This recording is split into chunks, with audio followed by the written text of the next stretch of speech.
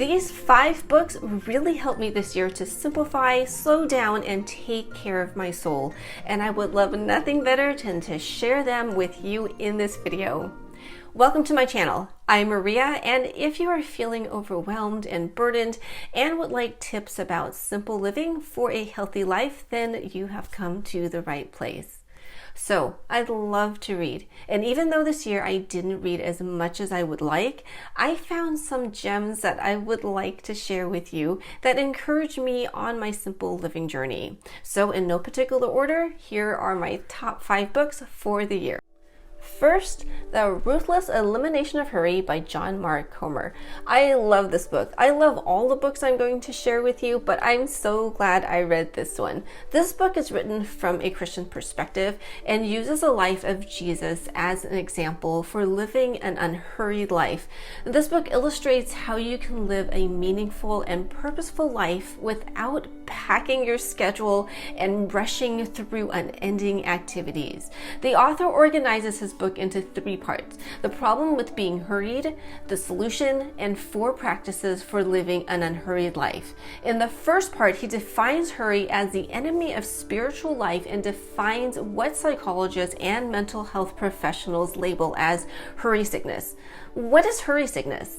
One definition he gives is a behavior pattern characterized by continual rushing and anxiousness. Have you ever wished you had more time? I know I have. He goes on to list the 10 symptoms of hurry sickness, of which I have half. One of these is out of order priorities, where I feel disconnected from my identity and calling. This year especially, I felt at times too busy taking care of work and others, and I didn't have time to do what really mattered to me. Sometimes it couldn't be helped, such as when I needed to help my aging parents as their health declined. But I'm the type who just wants things done now, and I need to learn to slow down and make time for myself. Otherwise, I will burn out. In part 2, with the solution, the author focuses on the verse found in the Bible, Matthew 11:28-30, which says, "Come to me, all you who are weary and burdened, and I will give you rest. Take my yoke upon you and learn from me, for I am gentle and humble in heart, and you will find rest for your souls. For my yoke is easy and my burden is light." I'm not going to get into the details of the verses here, but want to say that his analysis of these verses were eye-opening, even though I have read these verses on my own at least a dozen times. And in part 3, the 4 practices that the author gives for living an unhurried life are very basic but worth discussing. My favorite is simplicity, which I base my content on, and will delve more into this topic in future videos. Next, I read Ikigai by Hector Garcia and Francesc Miralles. It's interesting because the Japanese word Ikigai, according to the authors, roughly translates to the happiness of always being busy, but with a purpose. Our Ikigai is our reason for being or living. It's why we get up in the morning. The book goes into finding your Ikigai and being active in your purpose and why this is important. It describes how finding and living out our Ikigai helps us to live longer, as in the examples of people that they interview in Okinawa. One common element with all the people they talk to is that they led busy but unhurried lives. So in some ways, it supported the first book I mentioned. Being busy is not the same as being hurried. So we can have busy, purposeful lives but choose to be unhurried. I will talk a little more about this with the next book.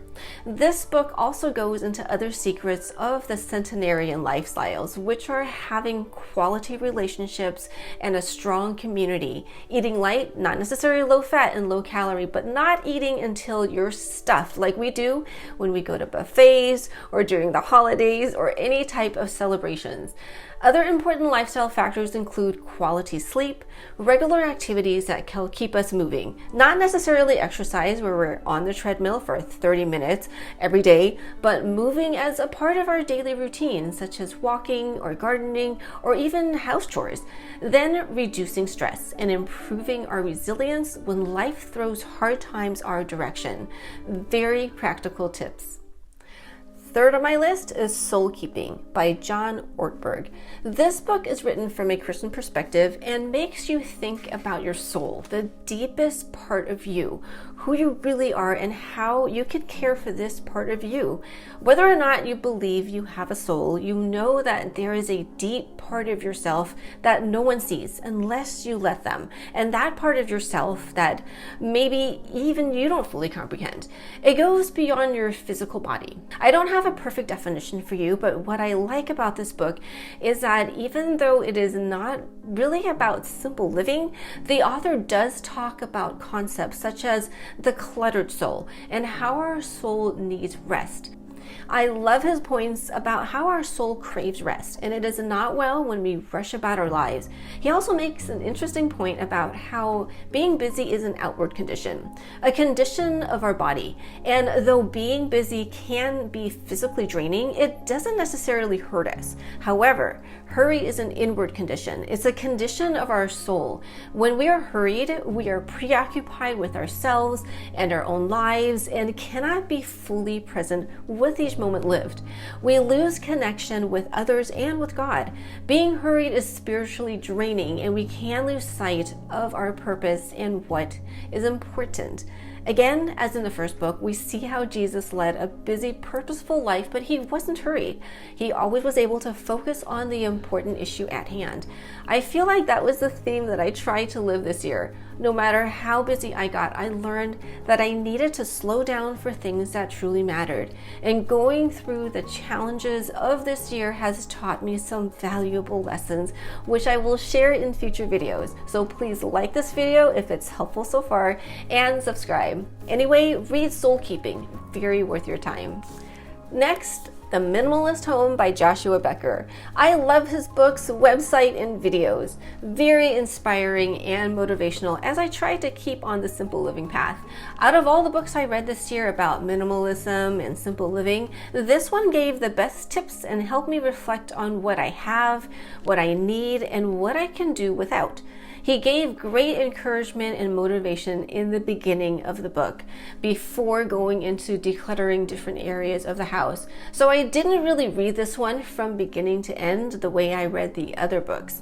I read the first half, then used the rest of the book as a resource when I was tackling different parts of my home. For example, I read the chapter on decluttering the home office twice because I really needed help in that part of my house this year. And since decluttering is an ongoing process, I'm keeping this book to help me. The fifth and final book is more of a study. Written from a Christian perspective, this guide is a 21-day study. It's called Breathe by Bonnie Gray. One of the best studies I did on my own this year. Speaking of soul, this book definitely fed my soul. And Bonnie has a soul care quiz that you can take online. I'll put the link in the description below. This was helpful to see which wellness area needs attention. The 4 areas of wellness that she discusses in this book are emotional, physical, spiritual, and social.